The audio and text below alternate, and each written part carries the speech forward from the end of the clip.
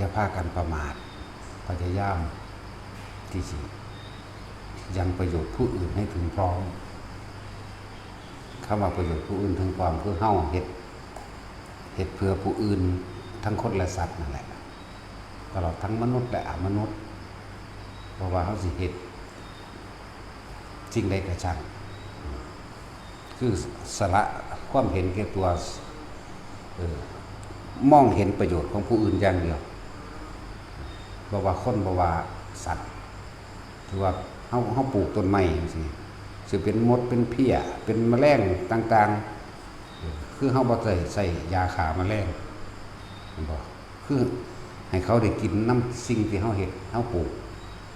หรือว่าปลูกหมากอื้อหรือหมากแตงหรือหมากม่วงหรือหมากหยังก็แล้วแต่หมากมี่หมากทุกอย่างนั่นแหละมดดำมดแดงแมลงเพี้ยหนอนได้กินน้ำเฮาเบิดโลดนี่ประโยชน์ของสัตว์เดรัจฉานก็ได้ไปประโยชน์คนอื่นก็คือเฮาก็หวังไว้เป็นทานหวังไว้แจกหม้องใดมีการมีงานอันสิ่งใดที่เฮามีอาหารของอยู่ของกินเฮานี่แหละเป็นหมักฮุ้งหมักอื้อเป็นหมักมี่ทุกอย่างในนี่ที่เขามีการมีงานสิเฮาออกแจกออกทานอย่างเดียวเรียกว่าทำประโยชน์ผู้อื่นให้ถึงพร้อมเมื่อประโยชน์ผู้อื่นถึงพร้อมแล้วนั่นคือประโยชน์ตนประโยชน์ตนคือปล่อยว่าง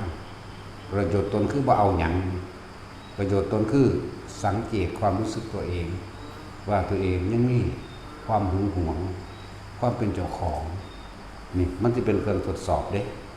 จากบ่ล่ะทดสอบว่าเจ้าของนั่นน่ะยังอยากได้ดีอยู่บ่เฮาเฮ็ดนี่เฮาเฮ็ดบ่ให้บ่ได้หยังบ่เอาหยังแม้กระทั่งว่าอยากได้ดีก็บ่เอาคำสรรเสริญเฮาก็บ่เอานั่นแหละจึงบอกว่าเฮ็ดสิ่งทั้งหลายเหล่านี้ว่าเพื่อเป็นเครื่องทดสอบเจ้าของเองนำเฮาเฮ็ดเฮาปลูกต้นไม้เฮาปลูกพืชผักผลไม้ปลูกของอยู่ของกินทั้งร้อนทั้งเมื่อยทั้งรดน้ำถอนหญ้าใส่ฝุ่นใส่ปุ๋ยอย่างดีจังซี่เมื่อยร้อนเวลาเขามาขอกินเบิ่งความรู้สึกเจ้าของเด้อยังเป็นเจ้าของอยู่บ่ถ้าเป็นคนถูกใจหรือว่าถ้าเป็นคนที่มีความพอใจกันมันสิอยากให้เขาโอ้ยอันนั้นอันนี้จังซั่นสิเด้นะมันอยากหานั่นหานี่ให้เขานี่คือคนที่ถูกใจพอใจพุ่นตัวเฮาเอาคนที่บ่พอใจเข้าใจบ่ล่ะตัวนั้นเด้ตัวสิมันเป็นเครื่องวัดความรู้สึกตัวเองว่ายังเป็นเจ้าของยังหึงยังหวงไอ้ตัวกับคนที่บ่พอใจเหมือนกันก็สิเปรียบเทียบอย่างเช่นว่า คนที่เป็นครูบาอาจารย์เฮายอมรับมันหายมันด่าแนวใดเฮาก็ยอมรับคือพอใจคนที่เป็นหัวหน้างานเจ้านายเฮาก็ยอมรับเพราะว่าเขาเป็นหัวหน้าเขามีอำนาจแต่ว่าใจบ่ยอมก็มีเข้าใจว่าล่ะที่เป็นหัวหน้างานก็ดีบ่ต่อสู้เพราะว่าเขาเป็นผู้บังคับบัดนี้ในหมู่พวกเพื่อนฝูงร่วมงานเดียวกันถ้าพ่อสู้กันได้สู้เด้เนาะแต่ว่าถ้าคนถึงถ้ำจริงๆสิปรับปรุงตัวเองทีนี้ก็สุว่าคนที่ต่ำกว่ามาว่าพี่เด้ตัวมันทดสอบคนที่ต่ำกว่าบ่ว่าสิอาชีพการงานหรือเป็นผู้มีอายุน้อยกว่ามาดูถูกดูแคลนเฮามาด้อยค่าเฮาสิพี่เบิ่งเอามึงนี่แหละว่าเฮาสิวางใจเสมอกันด้วยครูบาอาจารย์หรือไม่แย่บ่ล่ะคือต้องบ่เอาบ่หยังเลยมักย่องก็บ่เอาจังซั่นจังว่าเปรียบเทียบเฮาให้ทานให้ของคนที่เฮาพอใจเฮาอยากให้เฮาอยากให้ให้อยากให้ได้หลายๆอย่างพร้อมแล้วก็อยากให้หลายๆเนาะแต่ว่าคนที่บ่พอใจนี่อีนี่เป็นตาสั่งเป็นมาตะพอตะแม่มันพุ่นวะแม่นว่าล่ะ มันเป็นตะสั่งเป็นมาตะพอตะแม่มันพุ่นชีรักมักยกเอาเปรียบคนไปเบิดอะเด้แต่ว่าเอาให้ด้วยว่าครูบาอาจารย์บอกเอาให้เขาเอาให้แบบฝืนเด้เนาะสั่นเอาให้แบบฝืนใจให้มันไหลหน้าสร้างมันเลือดไปเรื่องขี้ไหลให้พร้อมเนาะนี่แหละจังว่าเราต้องจะประมาทจงพยายามทำประโยชน์ผู้อื่นให้ถึงพร้อมเพราะประโยชน์ผู้อื่นจะไหลเข้ามาสู่คือประโยชน์เท่ามันเดิมแต่ว่าประโยชน์ของเท่าคือไม่หวังประโยชน์เข้าใจป่ะล่ะประโยชน์เท่าคือประโยชน์ว่าเอาอย่างว่างใคร่ความยึดมั่นถือมั่นประโยชน์เท่าปล่อยว่างสูงสุดแห่งประโยชน์คือปล่อยว่างไม่เอาอะไรเลยแม้ไม่ได้อะไรเลยอีกนะแม้แต่คำขอบคุณคนดีเท่ากับให้คนลายเท่ากับให้มีไหมคือว่ามาประจำนี่แหละมาร้ายก็แนะนำให้วิชาอาชีพตลอดทั้งการเงินการงานและการบุญมาลายก็เอาบุญให้มาดีก็เอาบุญให้อาจจะว่าเสมอกันทั้งคนร้ายและคนดีเด้นี่จังว่าพี่ได้เบิ่งตัวความรู้สึกเจ้าของอยู่เด้อนั่นแหละก็ให้ทุกคนชีวิตพวกเขามันสั่นๆอย่างเด้มีอย่างที่มันเป็นประโยชน์ต่อผู้อื่นทำไปเถอะเขาบ่ได้หวังผลประโยชน์เขาบ่ได้ให้ท่านแบบเปรตรู้จักบ่ท่านแบบเปรตท่านคืออย่างท่านแบบใดท่านแบบเปรตเปรตนี่แปลว่าผู้จักได้บ่มีเมืองพ่อเปรตแปลว่าคนที่มีความโลภเข้าใจว่าล่ะคนซุมื้อนี่มันท่านแบบเปรตเนาะใส่ซอง100ยกจบเงินซองถึงหัวขึ้นสาธุเด้อให้ผู้ขาเด้พ้นทุกข์พ้นยากพ้นมีพ้นสินให้ถือลอตเตอรี่แจ็คพอตพุ่นเด้เนาะมันไปจังซั่นเด้นั่นแหละเขาเรียกว่าทานอย่างเปรตบอกให้สุภาพทานแล้วก็หวังผลในทานมีจิตผูกพันในผลในทานมุ่งกันสังสมในความอยากได้และอยากเป็นบอกภาษาว่าท่านแบบเปรตมันบ่เป็นท่านอันนั้นน่ะเพียงแค่ว่าเอาของน้อยไปแลกของมากมากอีกต่างหากมันไม่ได้ขอแค่ว่าถือลอตเตอรี่ถือเลขเด้เนาะผมไม่ได้ขอแค่นั้นเด้ขอว่าให้เก็บไว้ไข่ไว้ปวดไว้ป่วยบ่ขอให้อายุยืนพร้อมขอให้เจ้าของบ่พอแล้วขอให้ลูกเต้าเล่าหลานอีกให้บุญรักษาเทวดาคุ้มครองลูกหลานผู้ขาเด้อว่าคนเนี่ยนั่นน่ะคือพวกเจ้าพวกที่ลักษณะนี้คือฟังธรรมพระพุทธเจ้าบ่เข้าใจคนเฮาสิเป็นไปตามความคิดแบบใดก็สิพูดแบบนั้นก็จะกระทำไปตามนั้นเพราะความคิดก็เกิดอารมณ์แล้วก็เป็นไปตามนั้นคือสัตว์โลกเป็นไปตามกรรมเองคือการกระทำโดยจิตเจตนาของเจ้าของเองมันจะไปขอให้ผู้ใดๆก็ดีแม่นบ่ล่ะมันสิไปมีคนทุกข์คนยากต่อว่ามันขอใดพ่อแม่ไผก็ขอให้ได้เบิดล่ะเนาะจังซั่นแล้วขอให้กันอยู่หั่นล่ะนั่นแหละอย่าทานอย่างเปรตจังซั่นฐานบ่ได้มันเลยเปลี่ยนไปเป็นอสุรกายในบาดนี้เนาะเอาไปเอามาเลยท่วงบุญคุณจากการให้ทานเด้มีทำบุญใส่กูไปมาแมงเบิดแล้วล่ะเห็นว่าแมงสิได้หยังดอกว่านั่นอารมณ์เรียกว่าอสุรกายเกิดขึ้นแล้ว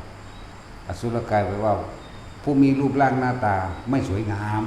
น่าเกลียดคือเฮาเห็นผีเปื่อยๆนั่นแหละอสุรกายก็เลยผู้มีกายอันไม่น่าดูน่าชมเพื่อการจะดูจากชมแต่คนมันงามตัวเนาะอาหยะเปื่อยตูหนุตาหยะมากมันสิอยากเบิ่งอยู่บ่ล่ะนั่นแหละเบิ่งเจ้าของย่ำศูนย์ใส่กระจกเด้อไปก็ดีแต่รู้จักบ่ล่ะทั้งเปรตทั้งอสุรกายรวมอยู่ในตัวเดียวกันอยู่ในร่างอันนั้นแหละร่างมนุษย์แหละอาศัยใจนั่นแหละเป็นตัวภาพเป็นบ่ล่ะว่าเฮาเฮ็ดประโยชน์เพื่อผู้อื่นอย่างเดียวบ่ต้องไปสนใจว่าเฮาสิได้หยังเพราะว่าเฮาเฮ็ดไม่ได้อะไรเลยสรุปร่วมความโดยการกระท ที่พระทุกคนเฮ็ดที่นี่ก็เป็นเรียกว่าทรงพรหมวิหาร4เด้จักว่าล่ะการกระทำก็ออกพรหมวิหาร4จิตก็มีเครื่องพักและที่อยู่พร้อมเรียกว่าสมาธิตั้งมั่นทรงฌานเจริญฌานทับซ้อน2ที่พระเฮ็ดอยู่นี่จักวัน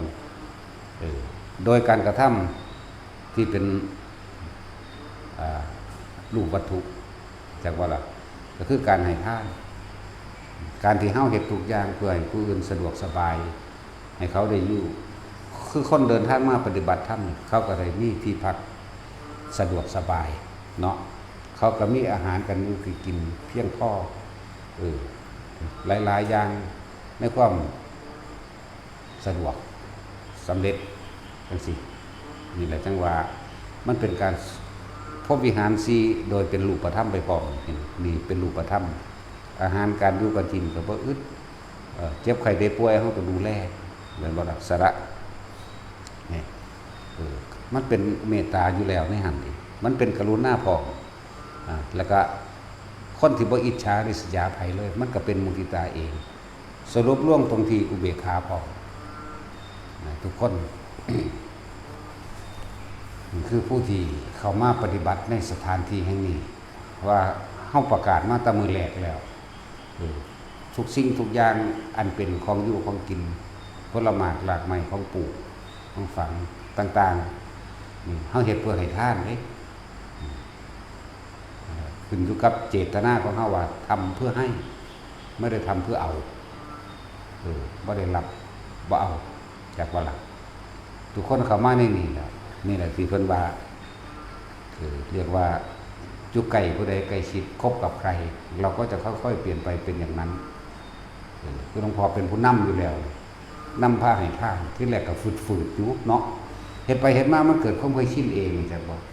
ฝืดฝืนให้เขากูสั่งอีห่าอย่าให้แมงหน้า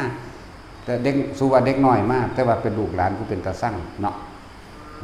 ลูกหลานมันบ่รู้เรื่องหยังได้บาดนี่ลูกหลานเขาน่ะโอ้ยให้แมงกินหน้าแมงเป็นตาสั่งเด้เบิดโคตรนั่นแหละว่ะมันเกี่ยวกันบ่ล่ะบาดแต่ว่าหลวงพ่อบ่ฮู้จักไผเด้ฮู้จักว่าให้ไปเลยเจ้าของที่มันฮู้จักผู้นั้นผู้นี้เนาะเข้าใจลึกๆเด้อคำว่าบ่ฮู้จักไผนี่บ่ได้เลือกไผเด้บ่มีคนสนิทรู้จักบ่คำว่าจะมาลึงบ่ได้ลึงบ่ได้มีความสนิทสนมผู้ใดเป็นพิเศษเด้พอกันเบิดนั่นแหละเลยเอิ้นว่าบ่จักไผแล้วแต่ความจำเป็นไผแล้วแต่ความมันมีสมควรจะให้แบบใดให้ไปถ้าบางคนให้มันเฮ็ดหยังอีห่าว่าเนาะ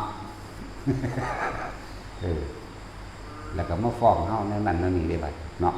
บ่อยากให้มันเป็นจังซั่นเอาก็ยังว่าบ่ฮู้จักไผแล้วคบคนเช่นไรเราจะค่อยๆกลืนกินเป็นดุจดังบุคคลผู้เป็นเช่นนั้นเด้อ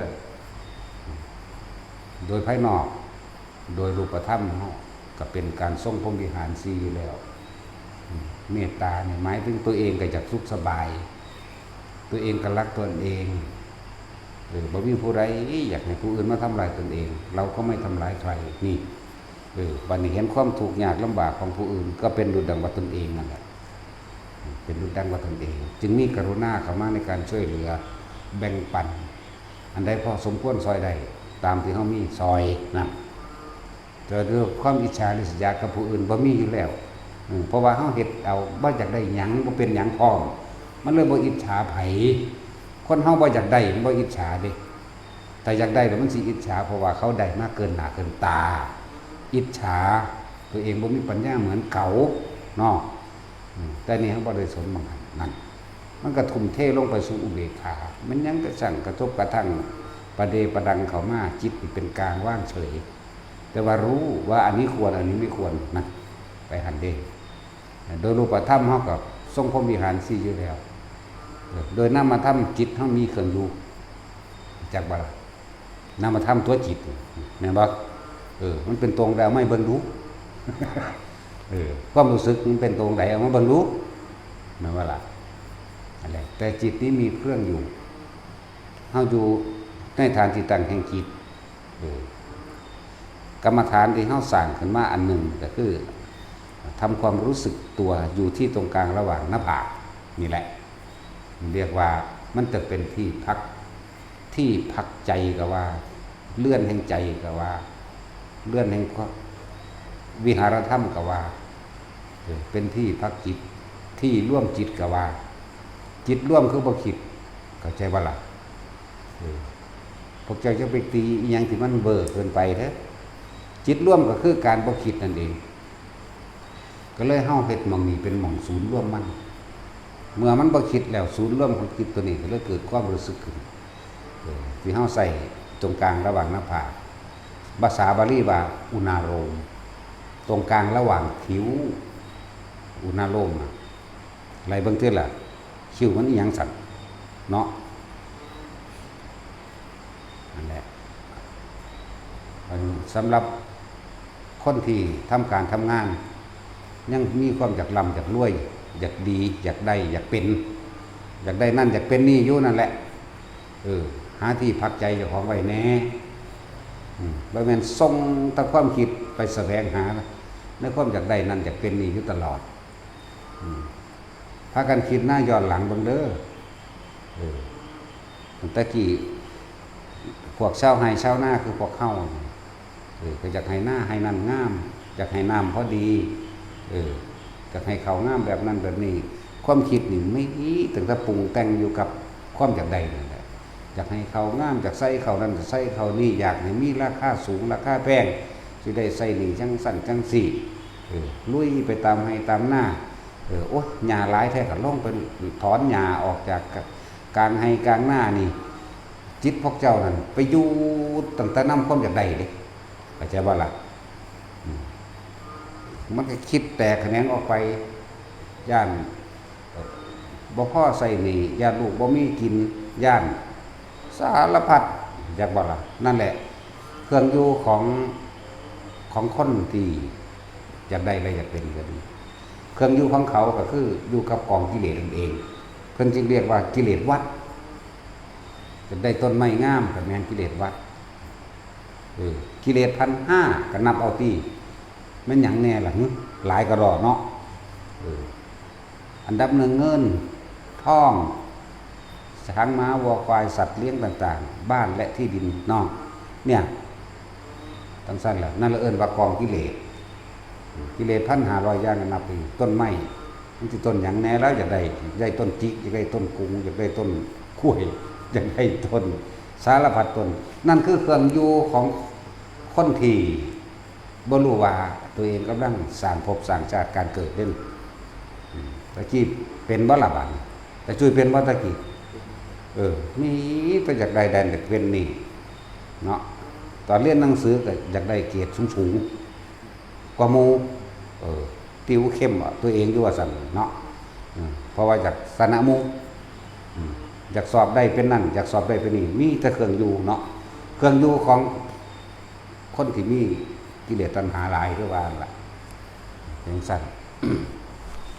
เครื่องอยู่ของคนหาปลาก็เล่งใส่ปลาชนิดนั้นชนิดนี้ปลาดุกปลาช่อนปลานิ่มปลาไนเล่งใส่ตัวนั้นเด็กเครื่องอยู่คนหาปลาหาปูหากุ้งหาหอยนั่นแหละความคิดนั่นเรียกว่าจิตมีที่ตั้งวันนี้จิตมีที่ตั้งแปลว่าเข้าไปคิดถึงสิ่งที่เขาอยากได้นั่นแหละเรามาจิตมีที่ตั้งเข้าไปคิดถึงสิ่งที่เขาอยากได้กองการกิเลสเลื่อนกิเลสวัดอยากได้เฮือนคิดถึงต้นไม้ยุหันยุนี่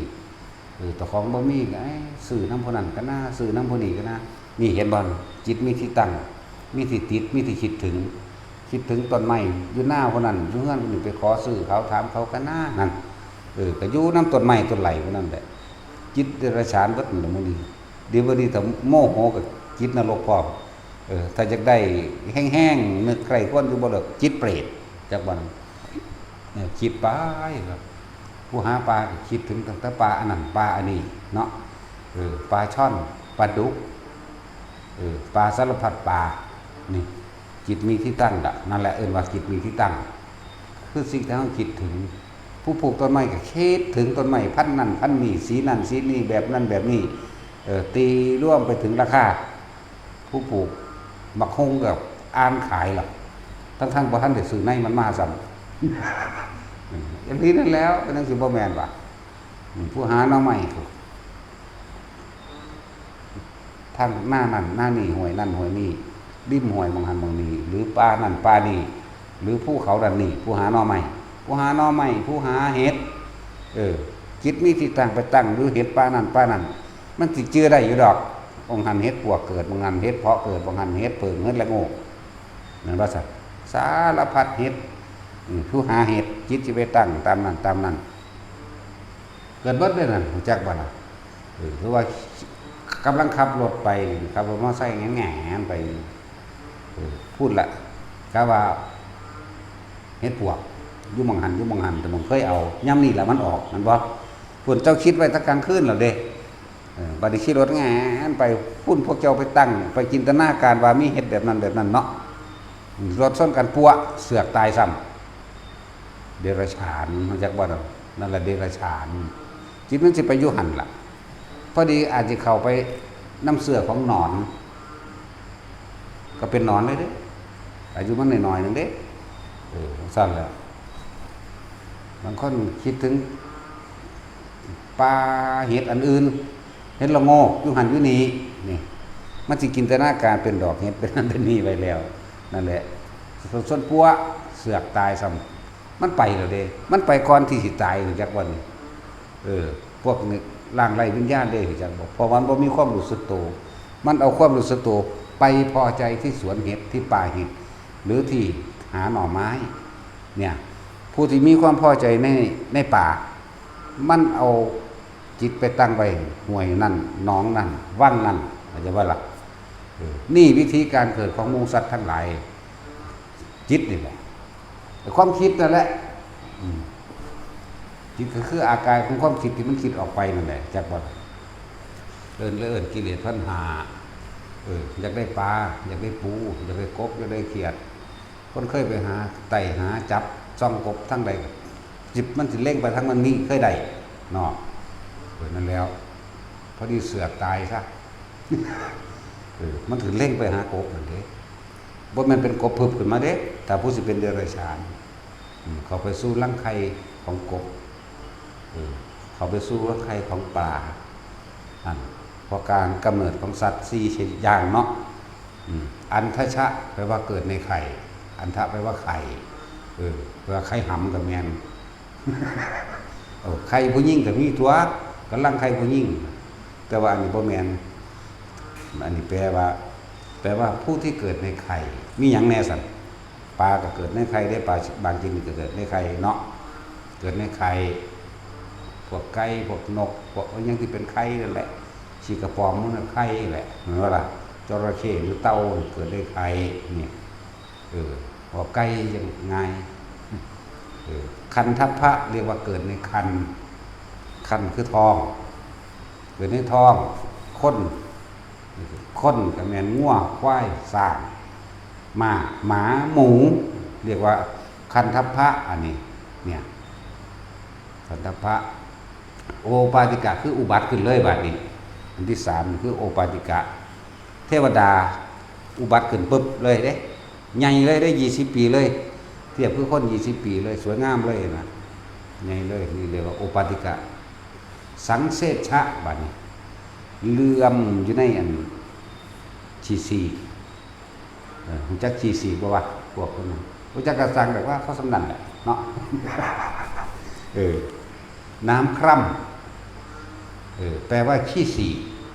น้ำคร่ำน้ำเสียน้ำทิ้งที่เน่าหมิ่นพวกสังเสชะจะไปเกิดแบบนั้นเคยเห็นว่าเขาตั้งชื่อมันว่าแมงหัวค้อนเนาะมันที่มีหัวดำๆอย่างเนาะในหน้าเป็นแบบนี้นะแต่กระโตเงี้ยวๆเหลืองๆกับมีแล้วถ้าเอาเนี่ยขีดเพื่อขาดหมดเด้ขาดเอาแป้นต้มบ่ได้ตายได้ก็ไปไม่อีกคือเขาเด้นั่นแหละเรียกว่าสังเสชะอาชีวะอย่างหนึ่งคือสัตว์เส้นเดียว หรือพยาธินี่ก็เป็นสันเสชะใจบ่ล่ะพยาธินี่ แต่ว่าก็พิษอยู่ถ้าพยาธิบางตัวมันก็เกิดเป็นไข้แต่ว่าพยาธิบางตัวเลื่อมขึ้นเลยเด้นั่นแหละยังสั่นที่ว่ากำเนิดซีเนี่ยกำเนิดซีเกิดจากจิตที่เฮาคิดไปนั่นแหละมันจักบ่ล่ะสู้ว่าพวกกันบัดเอาประเภทเอาประเภทโอปาติกะหมายถึงอุบัติขึ้นเลยเกิดขึ้นเลยนะโอปาติกะคนที่เกิดเป็นเทวดาเป็นแบบไหนมื้ออื่นที่ไปใส่บาตรโอ้เอาผ้าอาบน้ำฝนไปถวายกันนะเนาะเสือกนอนรับตายซ้ำไปเป็นเทวดาอุบัติขึ้นเลยเข้าใจว่าล่ะพรหมเดชทรงชาติเจริญชาตินึกถึงองค์ชาติตายพรหมเลยจักสั่นบัดนี้โอปาติกะประเภทเปรตอยากได้ของเขาสั้นยกอยู่นั่นหัวใจว่าสักซอกตายซ้ำเปรตเลยเด้บักใหญ่เลยเด้ สูง88 ศอกมันเรียกเปรตชนิดนั้นจังหนัก พวกนั้นโลกเด้โมโหศูนย์ให้กันมือตีกันขากันที่นี่ศูนย์เนาะเขาแท่งถึงหัวใจเสือกซักตายซ้ำปุ๊บนรกเลยเด่นอุบัติในมหาอเวจีทันทีเด่นยังห่อนยังรุนแรงเด่นพวกนี้จากว่าอย่างสั้นละนี่คือเรียกว่าโอปาติกะกำเนิดของโอปาติกะเป็นแบบนี้สักกำเนิดคันทัพพะนี่เราตายเลยไปคือว่าผู้เฒ่าตายคิดถึงหลานนกตัวอย่างแรกคือซื้อเด้อ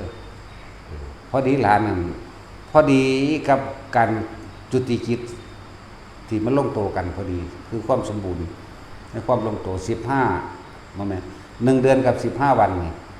เกิดหัว2แขน2ขา2ซ่องหัวใจเกิดขึ้นพอดีเลยนั่นน่ะตัวจิตจะไปเข้าไปในตัวซ่องหัวใจตัวนี้คิดถึงหลานคือว่ามีผู้เฒ่าตายคิดถึงหลานมันทองพอดีกับนี่คือความพอดีของมันเด้จังได๋ก็จะบ่นี่บ่มันว่าสิไปเกิดได้เลยก็ได้เลยก็บ่แม่นแบบนั้นเด้พอดีนี่แหละจังว่าเกิดเป็นมนุษย์มันยากขนาดนั้นเด้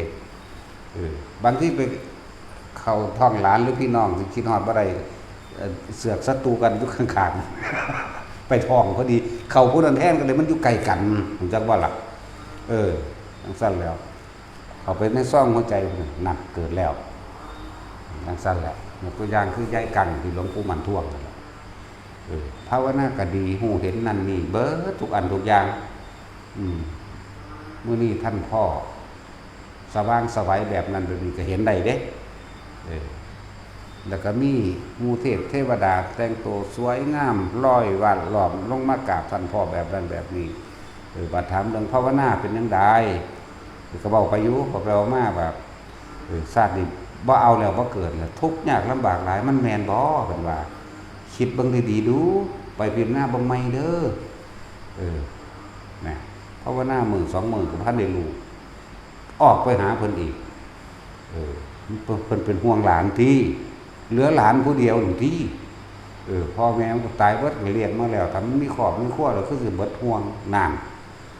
บัดนี้ภาวนาจิตสงบลงมันเกิดเป็นใยของเจ้าของเองออกจากหัวใจนี่เป็นสู่ท้องนี่นั่งน่ะข้อเต้าหู้แล้วโอ้กูหูมึงแล้วนี่นั่นแหละตอนนั้นตัดปึ๊ดหดสั่นเข้ามาฟึบนั่นเรียกว่าบรรลุอนาคามีว่าตัดผู้นี้ได้แล้วแต่ว่าผู้นั้นแทงพอดีไหมธรรมดาบ่แทงแต่ว่าตอนนั้นมันว่าท่านพ่อ1 เดือนกับ15 วันอาจจะอยู่ใน1 เดือนขาดเหลืออยู่อีก1 อาทิตย์จึงจะสมดุลทั้งสั้นแหละตายถ้าผู้นั้นสมดุลผู้นี้ตายเด้ไปเกิดใหม่เกิดในค้นเอื่นว่าคันทัพพะเกิดในคันเกิดในท้องทั้งสี่เพราะตัวหูว่าเพิ่นกับพิจารณาของเพิ่นเองดอกแม่นเฮาสิหักสิห่วงเพียงใดก็ช่างเฮาบ่อาจสามารถสิแก้กรรมหรือเฮ็ดให้เขาเป็นไปดังที่เฮาอยากให้เขาเป็นเฮาหวังว่าอยากให้มันแต่งงานก่อนนั้นกูคือสิตายสบายใจมันก็บ่อาจสามารถเป็นไปดังใจที่อยากให้เป็นนั่น เป็นปล่อยสัตว์โลกเป็นไปตามกรรมนั้นหดสั่นปึ๊บก็มาหันตัวบัดนี้นั่นแหละแต่คนสิบรรลุบ่บรรลุแล้วก็ดูคนเป็นประธานเนาะเฮาก็รับรองหยังบ่ได้ดอกมีแต่อ่านเอาของเรื่องของเพิ่นนู้นมันเรื่องของเฮาเรื่องนั่นแหละเรียกว่าวิธีการเกิดของมนุษย์มันยากเด้มันง่ายเด้กว่าสิสมดุลกันส่วนสัตว์เดรัจฉานสิอึดอยากหยังเนาะยุ่งมือเดียวมันบ่แม่นมือสำเร็จบัดนี้ไล่ความหดสั่นระยะเวลาย่นเข้ามาเพราะว่ายุ่งบ่ว่านอนบ่ว่าสังเสชะพวกนี้มันขึ้นเลยได้เลยเกิดน้ำเท่าใครหรือตะไคร่น้ำตลอดทั้งน้ำคร่ำน้ำเสียบ้านเฮาเอิ้นขี้สีนี่พวกนี้นั่นแหละวิธีการเกิดของสัตว์เป็นแบบนี้พอจิตทั้งคิดไปใช่บ่ล่ะจิตมันคิดไปจิตมันมีที่อยู่ที่ตั้งที่อยู่ที่ตั้งหมายถึงที่คิดไปถึงนั่นเองคิดไปถึงปุ๊บเราก็ปรุงแต่งเอาง่ายๆนะคนเฮามันมีบาปคิดถึงบาปโอ้กูอยากมาประตูมึงคือบ่ดีแท้ก่อนก็ล็อกบ่ได้จากมาก็มีปัญหาแล้วคนก็ได้หนีไปเลยล็อกบ่ได้ให้พญานาคมันส่องประตูเห็นแน่ตายตอนนั้นพอดีแล้วมันจะไปเป็นเรื่องมุ่งอันนี้ดีเด้อพวกนี้เด้อหาน้องเครียดอะไรเลยแต่ไผสิเข้าไปปั๊มเตะอยู่ไว้เลยเนาะมันแต่ผู้เปื่อยยังยุ่งงานอยู่ยังว่าแต่ของงามอยู่เนาะเดี๋ยวบางคนก็เพิ่งบ่ได้อยู่นี่เบิ่งบ่ได้เดี๋ยวไปนี่เบิ่งบ่ได้หรอกโอ้เห็นตั้งแต่เสด็จเปลี่ยนคอนประตูไม่น้อยขี้ไปหัวใจว่ายตายซ้ำระวังแมงมุมระวังขี้เกียมเด้อขี้เกียมเรียกว่าอันทชะได้มันเกิดในใครมันบ่มื้อนี้พวกขี้เกียมพวกแมงมุมมื้อนี้พวกขี้เช็บแมงงอดมันจะเป็นอย่างแน่เด้อพวกกังวลน้ำเฮือนน้ำซ่านเราไม่ดีพวกแม่ซี่เดี๋ยวจะมากับมันหนาฝนประตูมันยืดได้บัดนี้อัดว่าได้บัดนี้เนาะปิดว่าได้บัดนี้ยากได้บัดนี้กังวลน้ำมันได้บัดนี้พวกเจ้าอยากเป็นแมงมุมบอกจะเป็นแมงมุมเลยนี่สัตว์พวกนี้มันเกิดได้ง่ายๆได้เพราะว่าอายุมันบ่ยืนใครมันก็บ่ได้ยืนความสมดุลมันมีมากเข้าใจบ่นี่เกิดได้เร็วเด้พวกเดรัจฉานเกิดได้เร็วยุ่งปุ๊บตัวได้ยุ่งน่ะจากนี้เขาไปปั๊บตัวได้เป็นแม่ใครเขาสู้แม่เงาแง่งตัวได้ยังสั่นได้ยุ่งอ่ะมันบ่แม่นว่าชั่วโมงได้ยุ่งสั่นละเร็วๆนี่แหละจังว่าคนเฮาส่วนมากสู้อบายภูมิมากที่สุดเพราะจิตมันมีที่ตั้งมีที่คิดถึงมนุษย์ส่วนมากไปแล้วไปอายภูมิเท่ากับขนโคส่วนไปสวรรค์เท่ากับเขาโคนั่นบ่ล่ะสั้นตัวเปรตนรกสัตว์เดรัจฉานเห็นบ่อุ้ยหรือธรรมดาเดรัจฉานก็เกิดได้ง่ายๆเพราะมันมีร่องรับได้เร็วเยอะนะใจเดือนล่องเบิ่งแม่ใส่เดินเป็นสัตว์เส้นเดียวเนาะนั่นก็แท็กซี่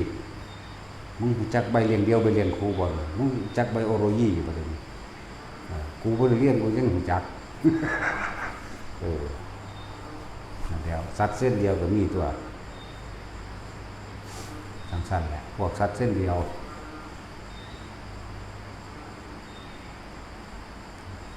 จัดอยู่ในประเภทสังเสชะประเภทนั้น ใส่เดือนมันด้วยกันแม่ใส่เดือนเกิดให้ใครเด้อลืมใครในดินนั่นปุ๊บเลยได้ผู้ใดอันห่วงตาให้ตาหน้าหลายแล้วว่างดีผู้ไว้เศร้าห่วงแล้วมั้งให้หน้าเนาะ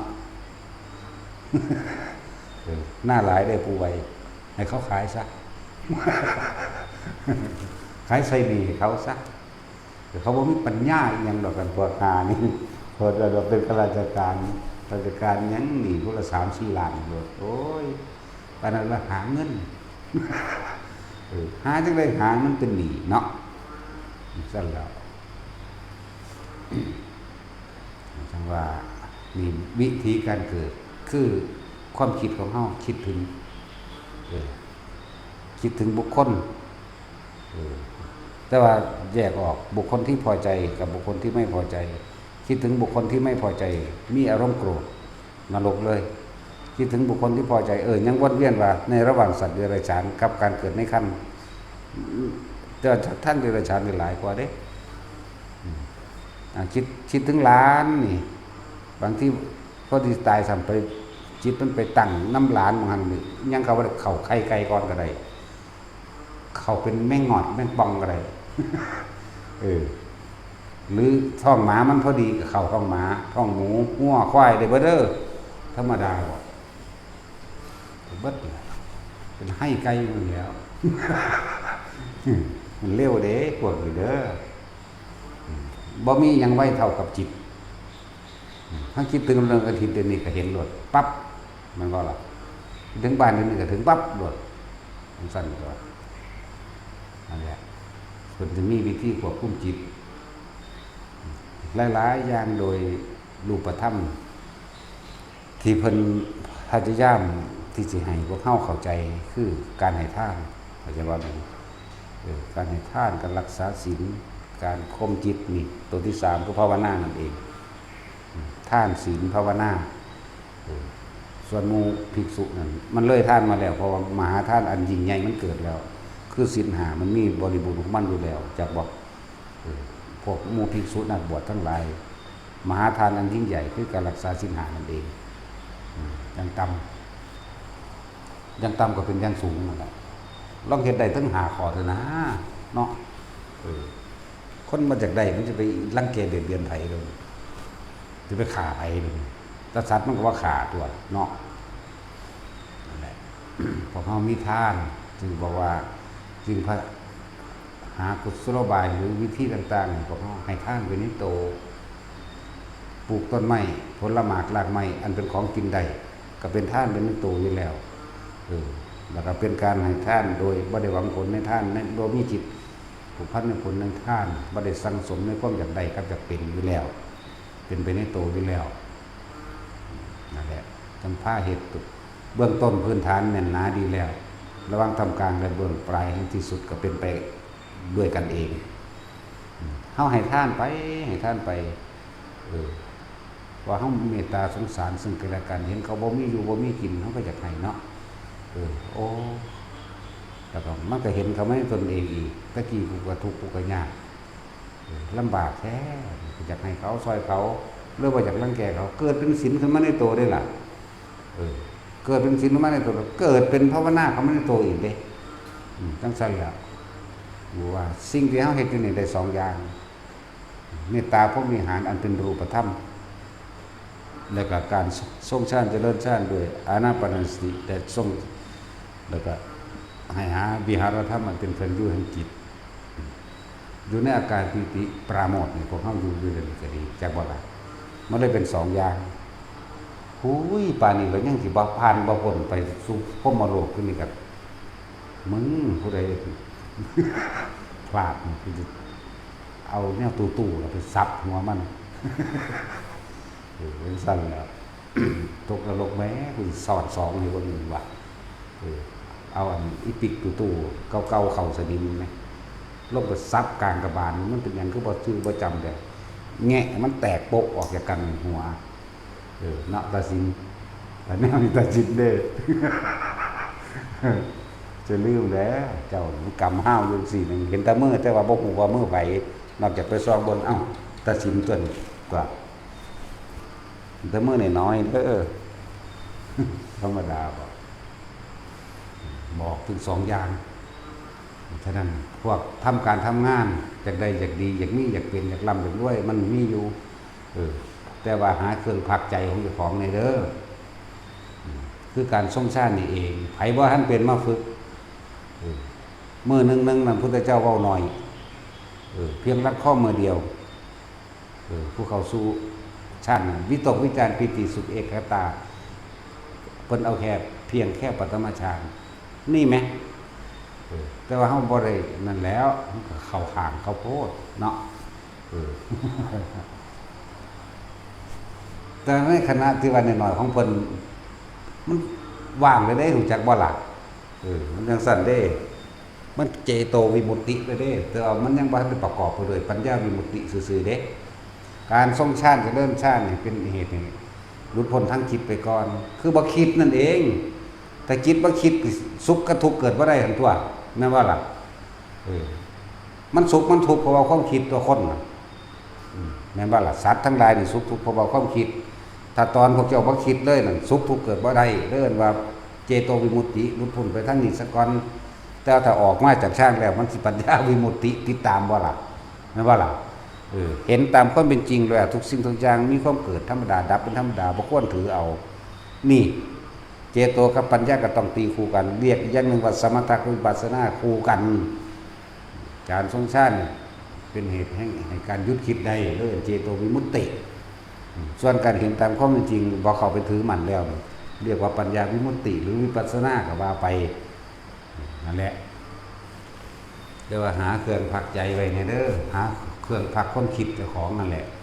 บ่ให้มันปล่อยกระจายฟุ้งซ่านออกไปเดี๋ยวก็ฮักคนนั้นเดี๋ยวก็สั่งคนนี้เดี๋ยวก็ห่วงคนนั้นเดี๋ยวก็ห่วงผู้นี้เดี๋ยวก็สั่งหมาตัวนั้นฮักหมาตัวนี้สั่งแมวสั่งหมาฮักหมาฮักแมวเดี๋ยวก็ห่วงหมกม่วงเดี๋ยวก็ห่วงนั่นห่วงนี่เดี๋ยวก็อยากไปพุ่นอยากไปพี่กันในเมื่อมันบดเวลาไปสมมุติว่ามันเป็นกลางค่ำกลางคืนแล้วมันไปบ่ได้ก็ฝึกตัวเองอยู่ในลมหายใจมันฝึกตัวเองอยู่ในอาการปิติที่เกิดขึ้นระหว่างกลางหน้าผากมันก็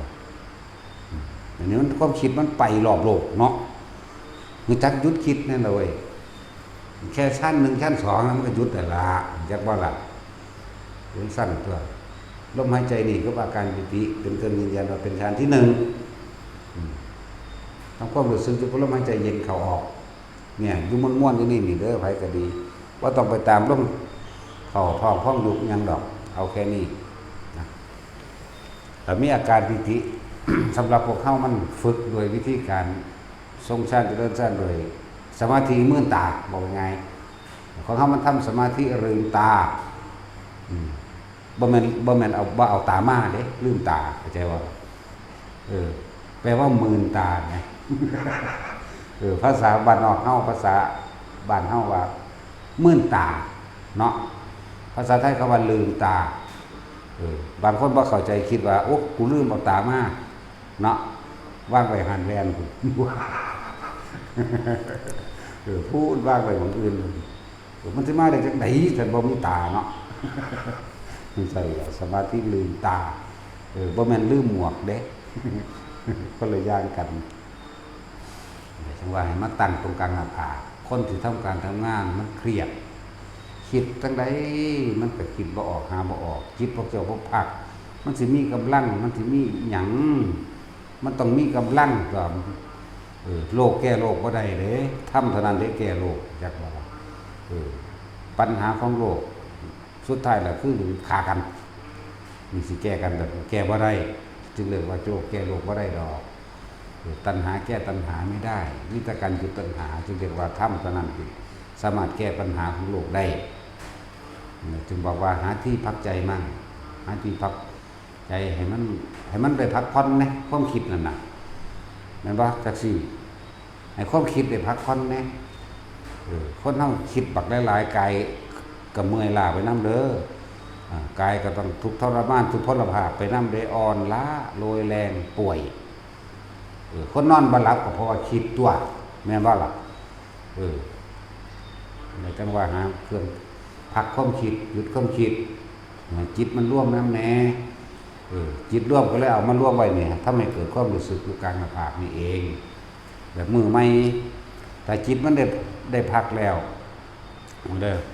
เรียกว่า ถ้าเฮาทรงฌานไปแล้วจับจุดอุณาโลมไปแล้วเนาะจิตมันได้พักเมื่อจิตมันพักมันบ่สร้างก่อการกิเลสพอใจและไม่พอใจเกิดขึ้นไม่ได้มันเลยว่าเกิดเป็นบุญเกิดความสงบมีบุญอันเกิดจากการภาวนาละอันนี้บัด เมื่อความสงบเกิดขึ้นแล้วแม้นอกุศลกรรมเก่าให้ผลหรือเจ้ากรรมนายเวรมาสิแทรกซ้อนไม่ได้ให้ความคิดเท่าเองจักบ่เนี่ยมันเสียให้เราล้ำค่านหงุดหงิดกับยิ่งคิดสร้างคนต่อใดมันนั่งมีแนวมาสั่งเสริมสนับสนุนในคิดไปคิดออกดีๆได้อันนี้สิแก้แค้นเนาะแนวถ้าจะทำร้ายเขานี่คิดออกคำด่ากับบ่ฮู้ว่ามันมากกับใสคือกันเวลามันทะเลาะกันก็ดี คิดออกแต่แนวเร็วๆคิดออกดิแต่ว่านี่จิตมีที่อยู่จิตมีที่ตั้งจิตมีที่พักมีวิหารธรรมมีเรื่อนแห่งใจแล้วจิตเป็นสมาธิตั้งมั่นอยู่แล้วในขณะนั้นสมมติว่าเจ้ากรรมในเวรมาสิมาเพื่อสิให้ผลกรรมซึ่งกันและกันเนาะในขณะนั้นมันเป็นบุญอันเกิดขึ้นจากจิตสงบนี่บุญอันเกิดขึ้นจากภาวนาเนี่ยมันมีอานิสงส์มากอานุภาพมากถ้าจะเปรียบเทียบดูดังว่าเขามาท่วงเอาเงินขึ้นอย่าว่าเปรียบเทียบแต่ว่าบุญอันเกิดจากภาวนาเลยเปรียบเสมือนดูดังทองคำมันเป็นมาตรฐานโลกอยู่แล้วเนาะมันเป็นมาตรฐานอยู่แล้วโอ้กูเอาอันนี้ดีกว่าเว้ยนี่มาถึงโอ้เอาบุญดีกว่านะเอาแล้วเขาก็หายไปเรื่องเกิดกลายเป็นอโหสิกรรมซึ่งกันและกันไม่ใช่ว่าละบาด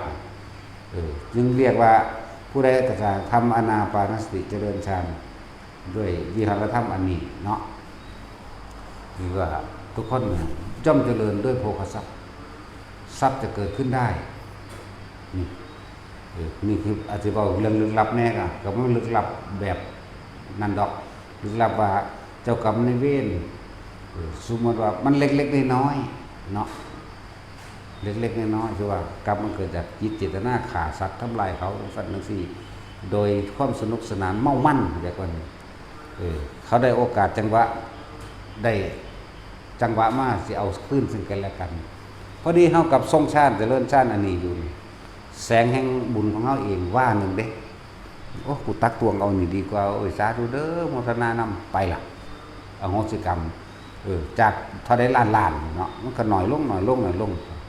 มันก็บ่มีผู้ขวางในการเงินการงานก็อีกอย่างนึงเห็นบ่นี่แล้วก็อีกอย่างนึงก็คือมันก็มีทั้งฝ่ายทั้งที่เป็นญาติและเป็นศัตรูใจบ่ล่ะทั้งที่เป็นมิตรและอมิตรเนาะพวกเป็นมิตรอ้าวกูก็มาโมทนาบุญมันก็เป็นมิตรอยู่แล้วเห็นบ่ล่ะแสงสว่างวาบอยู่โลกมนุษย์ปุ่นพวกเทวดาอินพรหมทั้งหลายมาโมทนานำจากบ่ล่ะเขาก็มีกำลังมากขึ้นซอยปกป้องคุ้มครองเฮาได้พร้อมนึงโดยที่เฮาบ่ได้ขอปกปักอันตรายให้พร้อมเห็นว่าตลอดทั้งโรคภัยไข้เจ็บคนที่บ่เป็นโรคก็บ่เป็นเลยเฮาฝึกไปล่ะจากบ่ล่ะคนที่เป็นจะค่อยๆผ่อนคลายแล้วหายไปเป็นมากเป็นน้อยก็แล้วแต่ขึ้นอยู่กับตัวเฮาเองเฮ็ดถ้าบ่เศร้าก็ตายตัวยากเนาะหรือสิบ่ตายแต่ว่าตายมันต่างตายเด้เข้าใจดีๆเด้อเพราะมันตายลงไปรับกรรมอันนั้นนี่ที่เฮ็ดมาเด้ตายด้วยการสงสารหรือมันไปสู่พรหมอย่างบ่ตายเหมือนกันพวกภาวนาก็ดีแต่ว่ามันต่างความตายพวกนี้นั่นแหละเหตุแห่งการเจริญซึ่งโภคทรัพย์นี่ลมหายใจเฮานี่กับสงสารกับจุนโลกก็ได้ถ้าคนที่อยู่กับอาการปีติได้แล้วเรียกว่าฌานที่2แต่ฌานที่3มันสิเป็นว่างๆดอกโล่งๆอยู่ดอกอันนี้มันสิเห็นหลายอย่างในหั่นแหละตัวที่3จิตเบากายเบาโดยภาษาแต่เฮาสิมีความรู้สึกว่าโล่งโปร่งไปเบิดแต่โล่งโปร่งเฮาบ่เว้านำไผเฮาสิเว้าตามสิ่งที่เฮาเป็นมันจะเข้าใจง่ายเอาความรู้สึกเข้าโหลดจิตเบากายเบาจักมันยังเบาบางคนจิตยังบ่ทันเข้าใจว่ามันคือหยังอยู่นั่นแหละจิตเบากายเบาโล่งๆโปร่งๆสบายๆในร่างกายเฮานี่แหละกายก็รู้สึกสบายใจรู้สึกสบายผ่อนคลายเป็นบ่มีความกังวลหยังบ่มีคิดหยังอีกต่างหากเด้เป็นจังซั่นล่ะก็สิเว้าว่าเป็นซึ่งเหลืองอยู่ก็ว่าอีกอย่างนึงก็ว่ามันคือคิดบ่ออกแต่ว่าบาดสิออกก็ออกขึ้นว่าโลดเห็นมั้ยบาดมันสิเป็นนาแต่หังบ่ได้กังวลหยังเลยล่ะจังซั่นแหละจังว่าฝึกไปเถอะเฮ็ดไปเถอะผู้ยัง มีความอยากรวยอยู่แต่ว่าพวกเจ้าก็หาวิธีพักความคิดพวกเจ้าแน่บ่แม่นคิดแต่สิให้มันได้อย่างเดียวขนาดนอนอยู่มันก็บ่ได้พักความคิดเห็นบ่นี่มันเลยแทรกซ้อนเดี๋ยวก็โมโหหลายคนโมโหหลายคนนี้เดี๋ยวก็หาวิธีแก้แค้นแต่ว่านี่เฮาหามาเครื่องระงับมันหรือว่าของบางอย่างก็แทรกซ้อนมานำความคิดเด้อคนเฮากล้าก็เพราะความคิดกลัวก็เพราะความคิดเห็นบ่จังซั่นก็สุขก็เพราะความคิดทุกข์ก็เพราะความคิดเด้จังซั่นล่ะแล้วหาที่พักความคิดแน่เฮ็ดให้จิตมันร่วมก็คือบ่คิดนั่นแหละเฮามาร่วมตรงความรู้สึกที่เดียวนี่สมาธิมื่นตาเฮาเฮ็ดใส่ระบบเทคนิคเพื่อให้เกิดขึ้นบางนี้มันจังจับจุดง่ายจักว่าล่ะแต่เฮาเฮ็ดแบบรับตาปีติมันมี5อย่างปีติก็ไม่เที่ยงเด้อเข้าใจบ่ล่ะเดี๋ยวก็ขุตกาปีติคนลุกคนพองสยองก้าวขึ้นเมื่อแม่นหยังว่าคือเป็นจังนี่ผีบ่เจ้ากรรมนายเวรบ่กูละขนลุกเบิดสูแล้วก็คิดต่อไปอีกคือจังเห็นคนแบบๆอยู่หั่นโอ้ยผีบ่ไปเลยเนาะคือจังเห็นนั่นเห็นนี่ไปมันคิดเอาเองเด้อจังซั่นแหละวันนี้ก็พระคณิกาปีติเกิดความปลื้มตื่นตันใจน้ำตาไหลมี2นี่ปีติก็ยังบ่เที่ยงเห็นบ่3ภารณาปีติร่างกายโยกซ้ายและขวาหน้าและหลัง4โอกันติกาปีติดีเห็นแสงอันนั้นแสงนี่ปั๊บแป๊บหรือเห็นในหางตาเฮานี่แหละบางทีมันก็เห็นในหางตาจังซั่นคือจังคนอย่างกายแวบบางทีก็มีคนอย่างตัดหลังไปแวบบางทีนะอันนี้อยู่ในคำว่าโอกันติกาปีติปีติที่5คืออุปงคายปีติมีความรู้สึกว่ากายลอยขึ้นบ่เจ้าสิยืนเดินนั่งนอนมันเป็นได้ทั้งนั้นนี่บัดนี้เฮาว่าคนมันสับสนมันบ่เข้าใจตัวนี้เกิดความหวาดหวั่นคันข้ามเกิดความย้านความตื่นความกลัวแล้วก็คิดไปต่างๆนานาเอาเลยมาให้มันมีปีติเดียวซะเอามาเกิดขึ้นตรงแล้วว่างกลางหน้าผากเฮาเองเข้าใจบ่ล่ะให้ปีติเดียวเป็นเทคนิคทำให้เกิดขึ้นเลยทีเดียวเรียกว่าทำกรรมฐานอันหนึ่งขึ้นมาเพื่อให้มันเป็นสติเครื่องระลึกอย่างไรสติปัฏฐานสติแปลว่าระลึกแปลว่านึกถึงปัฏฐะแปลว่าตั้งมั่นหรือปักลงหรือหยั่งลงฐานะนี่บัดนี้เอาไว้ฐานนี่กายเวทนาจิตธรรมเอาไว้ตรงกลางระหว่างหน้าผากถึงด้วยในกายในเวทนาในจิตนี่เอาตั้งมันไว้นี่เขาจะมันจังจะหนีออกจากนี่บัดผู้เฮ็ดเป็นแล้วจังซั่นนี่คือพื้นฐานและเบื้องต้นก็เลยสอนวิธีนี้แต่อาศัยลมหายใจแล้วมันเกิดผู้ใดว่าท่านเป็นมาฝึกเอาสิเว้ามันทั้งเบิดอยู่นี่มันเว้าบ่ได้หรอกแล้วแต่มันสิพุทธให้เว้ามันบ่ได้ไปตั้งเว้าเด้มันบ่ได้ไปทองมาเว้าเด้มันก็ว่าขึ้นไปโลดเด้นั่นแหละบอกว่าคนที่ยังอยากได้อยากดีอยากมีอยากเป็นนั่นมีอยู่นะมาฝึกเอาถ้าพวกเจ้าบ่หยุดคิดมันเป็นบ้ามันเป็นประสาทแล้วมันเฮ็ดอีหยังสิผิดพลาดปรุงฟุ้งซ่านรำคาญหงุดหงิดผิดพลาดลังเลสงสัยเยอะแยะเห็นบ่จังซั่นแหละถ้าเฮามาฝึกตัวนี้ได้แล้วการเงินการงาน4เดือนเด้อ3เดือนนี่เป็นการสั่งสมกำลังแห่งบุญจากบ่ล่ะเดือนที่4จังสิเดินไปรับผลแต่ว่าวันหนึ่งอย่างน้อยๆให้ต่อเนื่องกัน1นาทีพระพุทธเจ้าว่าแค่รัดข้อมือเดียวหรือเหยียดแขนออกคู่แขนเข้าน้อยโพดบ่สมควรสิให้น้อยอันนั้นเอาแค่ชั้นที่1และที่2เนี่ยได้การแล้วนะบัดนี้นี่เรียกว่าเหตุเจริญแห่งโภคทรัพย์และโภคทรัพย์อันนึงคือการไม่มีโรคเป็นลาภอันประเสริฐอาการปิติเหล่านี้มันสิรักษาโรคของมันเองจักบ่ล่ะเฮาบ่ได้รักษามันสิเป็นของมันเอาเองมันก็เกิดขันธ์5คือกรรมเก่ามันรับมาจากไสล่ะแม่นบ่ซั่นเวรกรรมเวรที่เจ้าของเฮ็ดไว้นั่นแหละแต่บัดนี้เฮามีความจิตผ่อนคลายสบายจิตมีที่มั่นคงได้แล้วนี่เป็นสมาธิตั้งมั่นอาการปิติเกิดขึ้นแล้วมันสิฟอกกันเองก็ว่าล้างกันเองก็ว่าโดยที่เฮาบ่ได้ว่าล้างบ่ได้ว่าฟอกบ่ได้ว่ารักษาดอกโรคก็ดีแต่ว่าที่เว้านี่ถ้าว่าผมบ่เข้าใจจักว่าล่ะ ต้องเว้าตัวภาษาคนแล้วเว้ากันบ่เข้าใจก็เลยต้องอธิบายให้เกิดความเข้าใจนั่นแหละมาฝึกเอาคน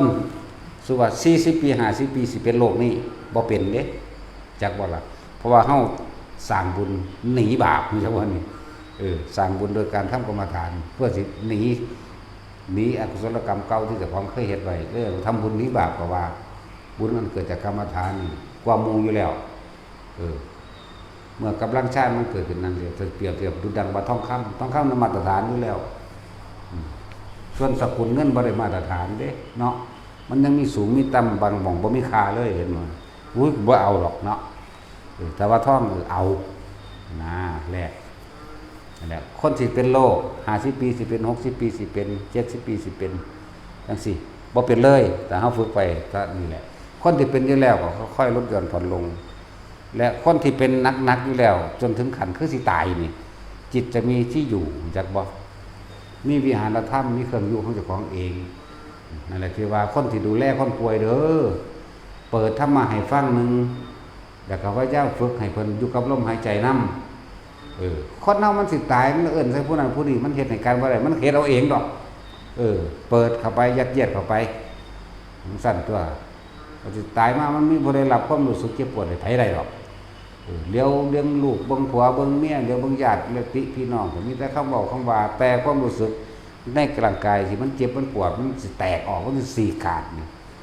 ไผรับได้ล่ะนั้นต้องหาเครื่องอยู่ตัวยิ่งคิดยิ่งเจ็บยิ่งปวดเขาเด้นั่นแหละฝึกเอาดีบ่ดีหายพุ่นธรรมดาบ่หายแบบอัศจรรย์เลยก็มีเพิ่นเอิ้นเปรียบเทียบว่ามันเข้าชั้น4ก็ว่าเดินจิตรวมใหญ่วุบเข้าดับความรู้สึกทางกายเลยจังว่าดับความรู้สึกทางกายบ่มีความรู้สึกรับรู้ทางกายบ่มีเลยไปโล่งไปว่างบางนึงเกิดความสว่างกระจ่างแจ้งหรือไปเห็นสวรรค์ยังก็ว่าไปจังว่าพอแต่มันเบิดกำลังมันออกมามันหายเลยก็มีเด้จังว่าล่ะหลายคนเป็นอยู่เด้อประเภทนี้นั่นแหละเฮ็ดไปเถอะเฮาต้องพึ่งตนเองเฮาพึ่งผู้อื่นบ่ได้ความรู้สึกนี่เอาให้กันบ่ได้แม่นบ่ล่ะไม่ถ้าถอดให้ได้ถอดซุปให้เบิดเราได้นี่ เอาไปเนาะเตะขึ้นนิพพานเบิด เพราะฉะนั้นก็ตีนกว่าซะมันศูนย์ว่ะแม่นบ่สักตีนกว่าเก่าเลยยังตัดสินน่ะถึกกว่านี้ ถึกลงซั่นแหละจังว่าฝึกเอาคนที่ป่วยหนักๆอยู่แล้วค่อยทยอยแล้วอีกอย่างนึงเวลาสติปัญญามันเกิดมันสิบ่ย่านตายจักว่าเมื่อจิตมันตั้งมั่นมันมีกำลังคิดพิจารณาถึงความจริงได้บัดนี้จักบ่นี่ถึงความจริงไล่มากนั่นผู้นั้นก็ตายแล้วผู้นี้ก็ตายแล้วเด้แล้วกูสิมามั่วกังวลกับความตายอีหยังสมบัติมีมากมายมหาศาลก็บ่อาจสามารถนำไปได้บุคคลที่หักยืนเลี้ยงล้อมอยู่ในตอนนี้ก็บ่อาจสามารถซอยผู้ใดโอ้นี่บาดมันสิลงมันลงของมันดอกเข้าใจว่าล่ะเพราะว่ามันบ่เคยหยุดคิดจักเทื่อมันเลยบ่อาจสามารถที่สิเห็นอนิจจังทุกขังอนัตตาในตัวเองมันบ่เคยหยุดมันมีแต่จักได้นอนอยู่กับฝันไปรับไปกับฝันไปความคิดในขณะที่นอนหลับก็คือความฝันนั่นแหละจักว่าล่ะนั่นแล้วฝันว่าหมาไล่แน่แม่เสือกตายซ้ำเป็นอีหลีได้บาดนี้ลอยอากาศไปก็มีได้เนาะตาสินเฮ็ดขึ้นสิขึ้นจับเอางาใหม่ก็จับบ่ได้อันหานั่นก็ไล่เข้ามาใกล้เขาใกล้เขาหังดิ้นเท่าใดหังบ่ขึ้นบ่หอขึ้นแหมเคยฝันแบบนั้นบ่ล่ะอันนี้ฝันอยู่เด้มันบ่แม่นตัวนี้บ่จักหยังเลยบ่จักหยังบ่ฝันถ้าฝันมันเป็นโลดเป็นจริงแต่ฝันมันเป็นจริงโลดเดี๋ยวมาค่อยฝันดอก บ่ค่อยฝันสั่นแหละฝึกเอาเฮ็ดเอาคนที่ยังทำการทำงานอยู่พากันมีพาให้จิตมันนอนแหน่เข้าใจบ่ล่ะเว้าหลายภาษาหลายข้อความหลายประโยคก็ได้เพื่อเกิดความเข้าใจให้จิตมันได้พักผ่อนแหน่ให้จิตมันน้อยนอนหลับแหน่ให้จิตมันได้กินอาหารแหน่อาหารของจิตก็คืออาการปิตินี่แหละมันจังสิมีกำลังแม่นคิดทั้งโลกก็ออกแม่นคิดทั้งธรรมก็ออกเข้าใจบ่ล่ะจังซั่นน่ะจิตมันบ่มีกำลังหยังกำลังในการแก้ไขปัญหาอยากว่าล่ะความอยากแก้ความอยากแก้บ่ได้ต้องเอาความบ่อยากแก้ให้มันพักผ่อนในสักก่อนตัวผลของจิตมีกำลังคือใจเย็นขึ้นเข้าใจชีวิตโลกมากขึ้นรู้สึกว่าจะปล่อยว่างแล้วผ่อนคลายออกไปหลายเติบเหมือนบ่ล่ะเป็นตัวจิตนั้นมีที่ตั้งหลังนะตั้งมันตั้งไว้นี่เนี่ยในความรู้สึกนี้เนี่ยคนบ่อยากได้ละเข้าใจว่านี่คนบ่อยากได้สิได้ดอกคือคนมาฝึกหัดปฏิบัติตนเองแหละกูบ่อยากได้หยังแล้วก็ฝึกจิตก็สงบตั้งมันดีอันใดก็ดีแต่ว่าบ่ทันได้ประหัตประหารบ่ทันได้เป็นปัญญาวิมุตติอย่างว่าล่ะเกิดลาภสักการะมากขึ้นเหลิงขึ้นหลงตนเองได้บาดนี้เนาะไหลไปตามกองการกิเลสโอ้ยมีเงินแล้วกูอยากเฮ็ดนั่นกูอยากเฮ็ดนี่ได้บาดนี้นั่นถ้าผู้ใดคัดใจกับศูนย์ว่าแต่ของมีเงินเนาะเฮ็ดผิดก็มีได้บาดนี้นั่นซั่นล่ะบางคนก็ปฏิบัติเพราะว่าได้ฝันว่าไปเห็นเลขตัวนั้นตัวนี้ซื้อเทื่อ1 2เทื่อถูกเว้ยบอกคนก็ถูกเด้ต่อมาก็เกิดกลายเป็นประทัวได้บาดนี้นี่นั่นแหละมันรอมันจะเอาแน่จังสี่แหละมาหลากไว้อยากว่าล่ะเอารวยมาหลากไว้เอาลาภเอายศมาหลากไว้เอาชื่อเสียงมาหลากไว้เด้นี่เป็นจังซั่นเด้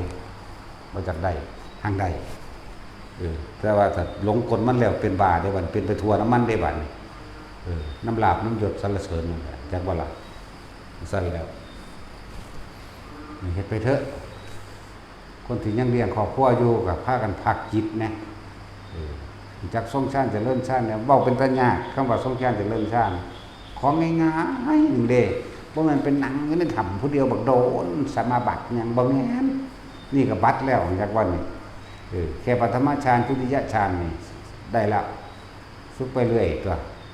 นั่นแหละถ้าอยากรวยก็มาพากันฝึกเอาตัวแต่ว่าได้ฝึกบ่รวยมันสิรวยเอาเองคนป่วยถ้าไม่หายป่วยก็ได้มีเครื่องอยู่ที่อยู่ใช่บ่ตายเลยจังหน่อยจิตพวกเจ้าก็ไปเกิดเป็นพรหมเพียงแค่ปฐมฌานรู้ได้ไปเป็นพรหมได้แล้วจากบัดนี้มันเลยสวรรค์เลยได้นี่เนี่ยบัดนี้คนมาฝึกแนวนี้แต่บ่ฟังธรรมตอนนี้พระพุทธเจ้าเกิดขึ้นแล้วมันบ่ล่ะเฮาก็อาศัยปัญญาของพระพุทธเจ้าเด้นี่เฮาเชื่อปัญญาการตรัสรู้ของพระศาสดาเด้ที่นำมาไม่ใช่เชื่อเฉยๆโดยไม่ได้การพิสูจน์เด้เฮาพิสูจน์ได้แล้วเข้าใจบ่นี่จึงเชื่ออันนี้เด้ต่างหากเด้แล้วที่นำมาเว้าตอนเฮาฝึกที่แรกเฮาบ่เชื่อดอกแต่ว่าบ่แม่นเฮาเถียงบ่แม่นขัดงานบ่แม่นเชื่อโดยแบบเอาความจำมาเว้าเด้บาดพิสูจน์เรื่อยมันก็แจ้งออกคือเห็นจริงนั่นแหละแจ้งกันเลยแล้วมารับรองยืนยันคำเว้าพระพุทธเจ้าด้วยตนเองหูตนเองเห็นเว้าไปตามนี้นะเหมือนกันนะครับพระโมคคัลลาเห็นเปรตโอ้ยอสิกาเปรตมั่งเปรตชิ้นเนื้อมั่งเปรตหมูมั่งเปรตนั่นนี่มั่งพระพุทธเจ้าก็ว่าโอ้ยดีแล้วสาธุโมคคัลลาตอนเฮาตรัสรู้ใหม่ๆเฮาก็เห็นคือกันเฮาเบาๆถ้าเว้าออกไปมันสิเป็นโทษกับคนผู้อื่นที่บ่มีความเชื่อที่เขาไม่เห็นนะครับแต่วันนี้โมคคัลลามาเป็นพยานให้กับเราตถาคตแล้วนะอันนี้แล้วมันเป็นพยานทางนึงแหละฝึกเอาเด้อคนพวกเล็กๆน้อยๆบ่ป่วยเลยเด้อยากว่าล่ะเพราะว่าบุญมันเกิดเจ้ากรรมนายเวรมากมันเขาก็เอาบุญไปแม้นว่า มึงบ่ยอมประบุญกับสร้างเฮ็ดดูเขาครั้งที่4มึงสึกหอกดาบแล้วแหลมเอาเองจักบ่ล่ะอีกอย่างนึงเฮาก็พาแผ่เมตตาอยู่แล้วอุทิศบุญนั่นแหละแผ่เมตตากับอุทิศบุญอันเดียวกันนั่นแหละอุทิศผลทานบุญกุศลกรรมดีนี่จักบ่นี่มันก็เป็นการแผ่เมตตากรุณาอยู่แล้วเห็นบ่จังซั่นแล้วมึงมาโลดมึงจะเก็บสั่นแล้วแต่บุญบ่ไปฟ้าเมื่อกูที่สิไปเองเนาะแต่สิเนาคนบ่ป่วยคนเฮาฝึกอย่าดังหน่อยบอกคนนี่คือเด็กหน่อยมันเฮ็ดอยู่นี่บ่แม่นเด้ว่ามันเป็นมันเป็นอยู่เด้แต่ร่างกายมันบ่ทันทนพอเลยสิควรมันสู่เด้อมันธรรมดาเด้อนั่นแหละใหญ่ขึ้นมาเลยบ่ค่อยเป็นโรคถึงจะเป็นก็แค่ว่าเป็นบัดเป็นไอธรรมดานี่นะบ่แม่นโรคตับจังซี่นะบ่แม่นมะเร็งจังซี่นะบ่แม่นเบาหวานจังซี่นะจังซั่นแหละบ่ได้เป็นโรคใหญ่ๆหนักๆเป็นแค่ไอน่ะคนเกิดมาบ่มีโรคบ่มีดอกอย่างน้อยก็โรคหิวและโรคชราเป็นธรรมชาติของโลกอย่างสั้นแต่คนที่บ่เป็นหรือบ่เป็นไปเลยแต่คนที่เป็นอยู่แล้วในระหว่างปานกลางหายคนที่เป็นหนักไม่หายแต่ตายเลยแต่ว่าตายมันมีความต่างตายเด้ฝึกทรงชาติเจริญชาติโดยลมหายใจนี่หรือจับจุดนรกได้แล้วฟังธรรมไปพร้อมมีสิทธิ์บรรลุในขณะใจขาดอาจารย์บอกดีบ่ดีบรรลุก่อนใจขาดนี่เรื่องสั้นเด้ฝึกไปเถอะแม้บ่บรรลุอย่างน้อยก็ไม่เป็นผู้ตกต่ำไม่ตกต่ำเป็นธรรมดาผมอย่างน้อยเขาก็ต้องได้พระมกายิกาปริสัจจามหาพรหมาไล่ไปเลยที่บ้านนี้ไล่ไปได้1ได้2ไล่ไปได้3เลือกเอาถ้าได้3เลือกเอาโลดเลือกเอาเลยถ้าผู้อนาคามีไปเลยอยากบ่เกิดอีก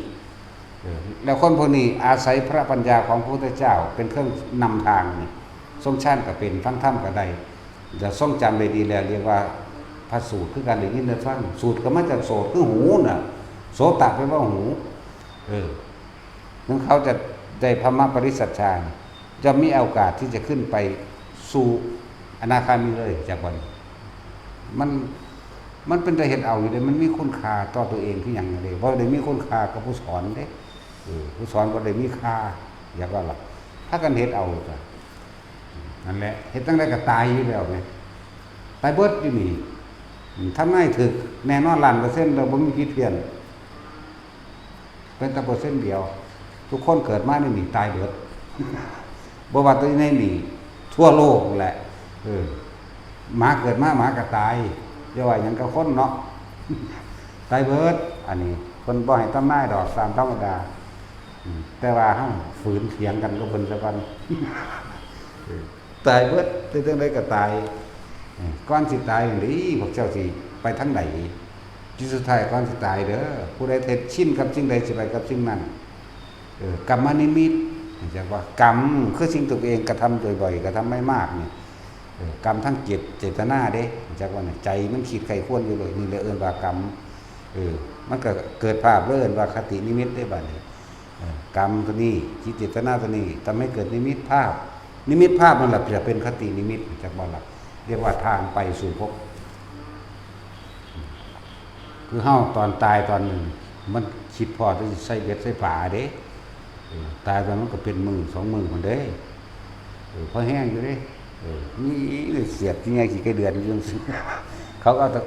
มันเป็นเองเด้มันบ่มีผู้อื่นเสียบเด้เบ็ดมันเสียบปากเขาเอาเองเด้เจ็บปวดความรู้สึกสัตว์นั้นเช่นไรความรู้สึกเราก็เป็นเช่นนั้นเด้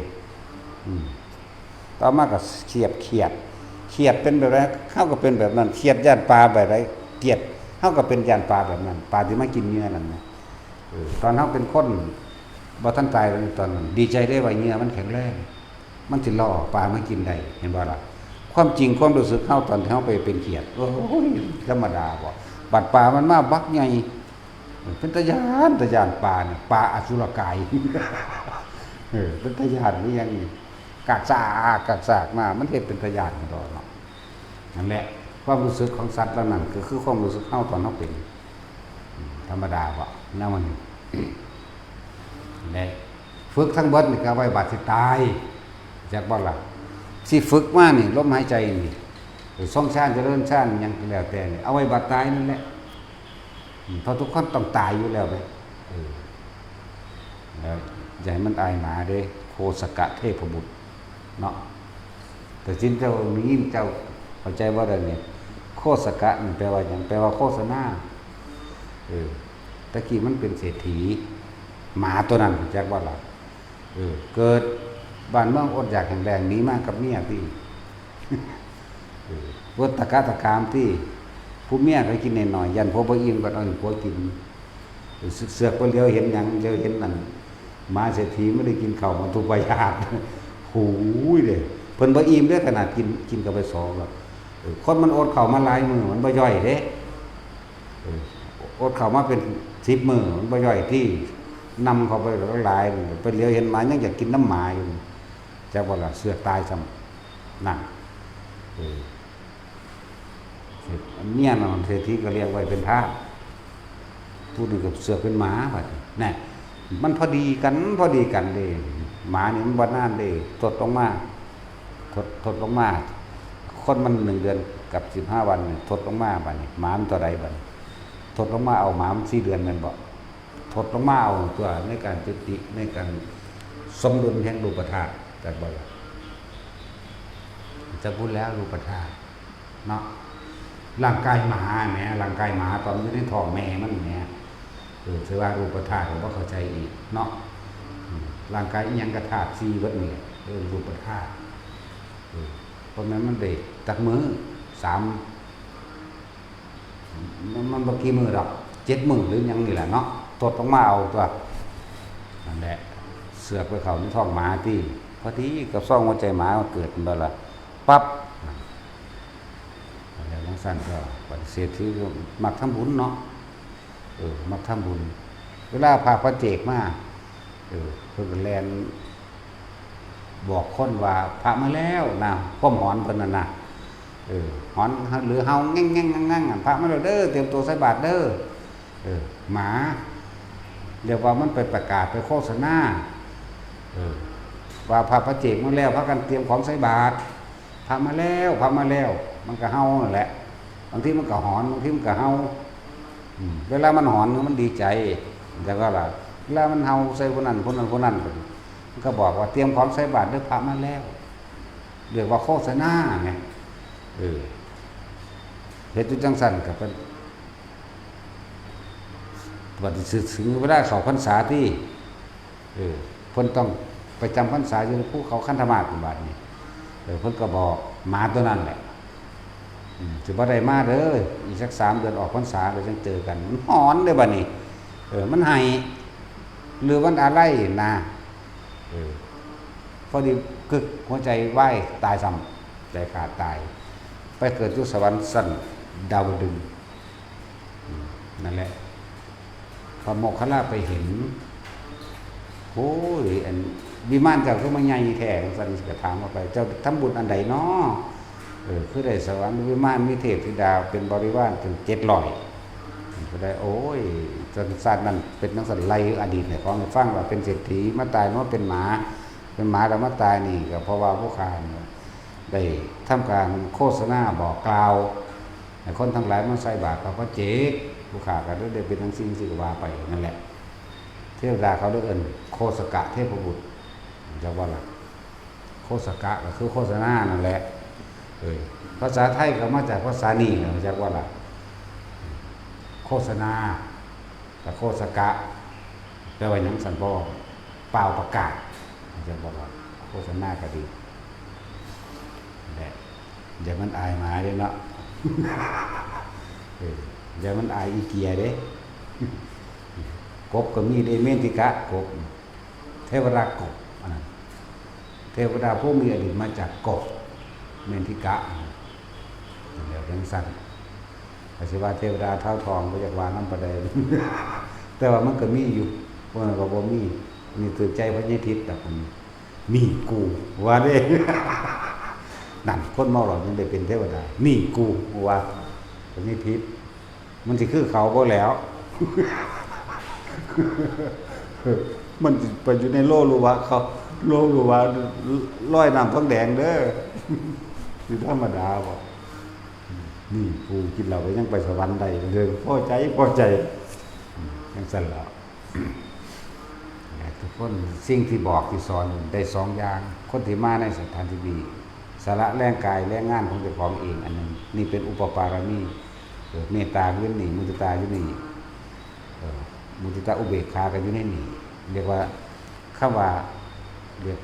ทรงพรหมวิหารสีตลอดทั้งการทรงชั้นโดยเจริญชั้นโดยภายในนี่ก็มีได้สองอย่างอยู่แล้ว